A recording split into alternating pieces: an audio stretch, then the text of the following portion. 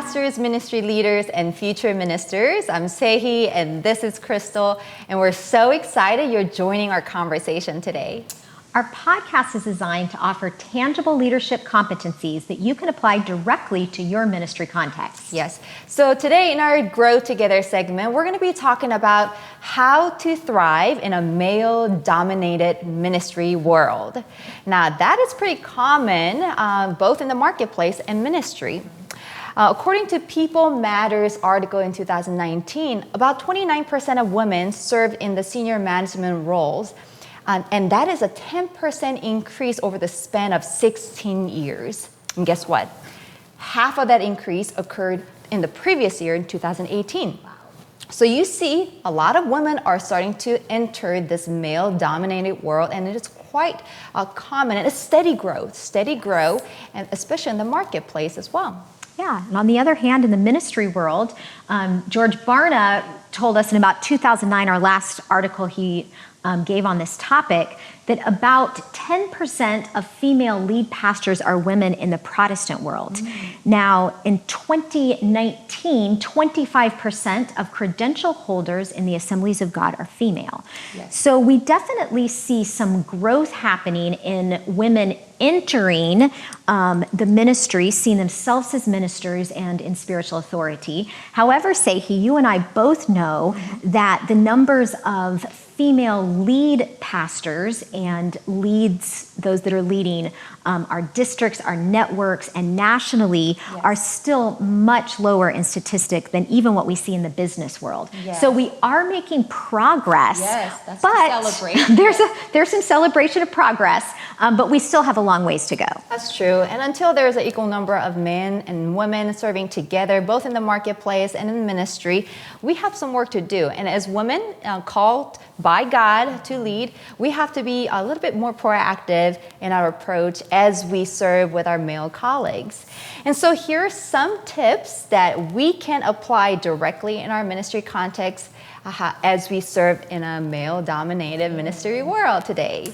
First of all, you need to know your strengths and bring them to the table. Mm-hmm. Now, for me, I've shared this in earlier podcasts, but I actually self-talk my strengths. Mm-hmm. So when I am on my way to a leadership table, I'll start saying, okay, Crystal, remember when a decision is being made and you're trying to move something from point A to point B, you're really good at finding the roadmap on how to get there. Make sure you bring that to the table, because it's not just about me. It's about really me contributing my strengths and my skills to the table.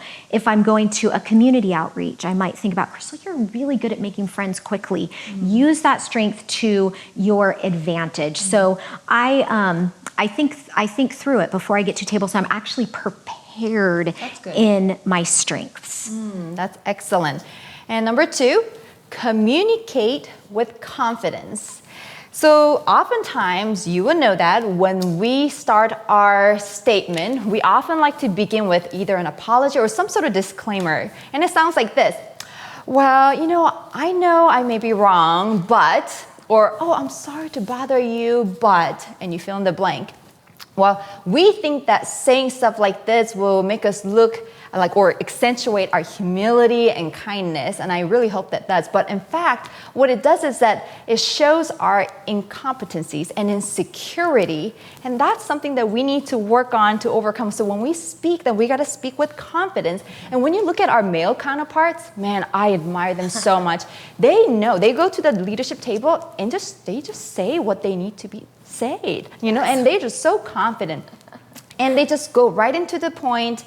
And sometimes they speak with such confidence, even without knowing the 100% that it's solid accuracy or that it's confirmed, but it doesn't matter because they know that they bring value to the table. Yes. So when you speak with confidence, I am not really suggesting that you fake it until we make it, or try to be aggressive in your confidence. Don't you know that I'm a confident woman and I deserve to sit at this table? No, that's not what I'm suggesting at all. But we need to learn how to talk properly in a way so that we can be heard. Yes. talk to be heard.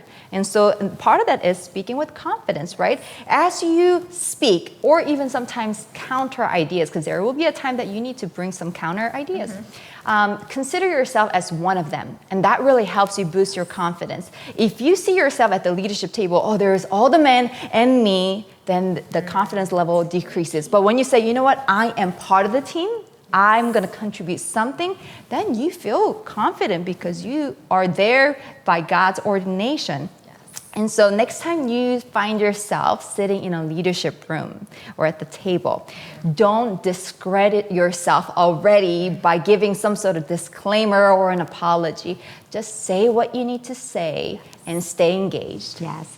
And confidence, it's not just your confidence from a leadership point of view, it's a spiritual authority. Yeah. And I think when we speak out in confidence, I don't know about you, I often feel that prophetic voice start coming out as we interact with the spirit world in whatever area we're in. So it's important that we walk in confidence and step into our spiritual authority. Yeah. So that's so good. The next one is to be strategic when offering help.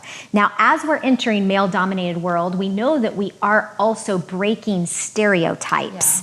Yeah, and one of the stereotypes of leadership teams specifically, or ministry teams, is that the female will get the coffee, will be the one taking notes. And so I'm very specific and strategic, and we all need to walk into this, that I'm not the first that goes to the table and says, hey, do you want coffee? What kind of cream? Do you want cream or sugar? Because we don't recognize, yes, it seems like we're being service-oriented and we may be loving people, but we're actually stepping into stereotypes when we especially when we lead that way. So as I have always sat back, I have not entered that kind of servant kind of place. I also am careful to not be the first one to say I'll take notes, because oftentimes it's our female that take notes. And when you think about it, we could be taking a job from one of our male colleagues that's actually very gifted in note taking. And so if we just don't assume those gender specific roles and leave them open to the table, I've kind of enjoyed watching my table. We have one specific guy in my team that always asks about the coffee. Do you want cream, sugar? Would you like me to grab you a cup of coffee? And I always think it doesn't make him more feminine to ask, and it doesn't make me more masculine to not. It makes him hospitable. It makes him hospitable, and it opens the table to all the gifts. That's true. So be really strategic in that. Secondly, be ready to pray. There are always opportunities around any leadership table to pray, and that is another place we can offer leadership and spiritual authority.